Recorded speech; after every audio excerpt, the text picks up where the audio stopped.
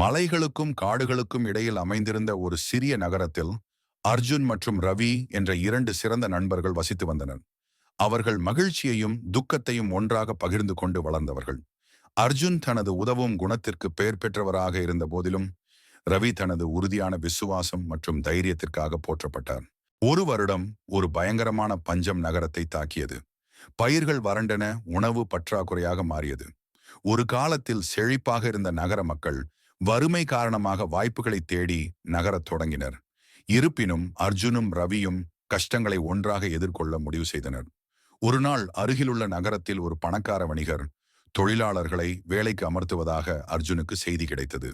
அவர் தனது குடும்பத்தை ஆதரிக்க வெளியேற முடிவு செய்தார். நகரத்திற்கு உதவ வளங்களுடன் திரும்பி வருவதாக ரவிக்கு உறுதியளித்தார். வாரங்கள் மாதங்களாக மாறியது. அர்ஜுனிடமிருந்து எந்த செய்தியும் இல்லை. பஞ்சம் மோசமடைந்தது. ரவி உயிர் வாழ போராடினார். சில நகர மக்கள் அவரை பார்த்து, உங்கள் நண்பர் உங்களையும் அவரது வாக்குறுதியையும் மறந்துவிட்டார். நீங்கள் இன்னும் ஏன் அவரை நம்புகிறீர்கள் என்று கேலி கூறினர். ஒரு உண்மையான நண்பன் கஷ்டத்தில் கூட தன்னை சார்ந்தவர்களை மறக்க மாட்டான். நான் அர்ஜுனை நம்புகிறேன் என்று ரவி வெறுமனே பதிலளித்தார். ஒரு புயல் வீசும் மாலை நேரத்தில் ரவி ஒரு மரத்தடியில் பசியால் பலவீனமாக அமர்ந்திருந்த போது குதிரைகள் நெருங்கி வரும் சத்தம் கேட்டது. உணவுப் பொருட்கள் நிறைந்த வண்டியுடன் நகரத்திற்குள் நுழைந்தார் அர்ஜுன். மகிழ்ச்சியில் மூழ்கிய ரவி தனது நண்பரை வரவேற்க விரைந்தார். அர்ஜுன் ரவியை கட்டிப்பிடித்து, நான் என் வாக்குறுதியை ஒருபோதும் மறக்கவில்லை.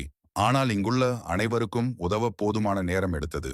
நமது நட்பு நம்பிக்கையின் அடிப்படையில் கட்டமைக்கப்பட்டுள்ளதால் நீங்கள் எனக்காக காத்திருப்பீர்கள் என்று எனக்கு தெரியும் என்று கூறினார்.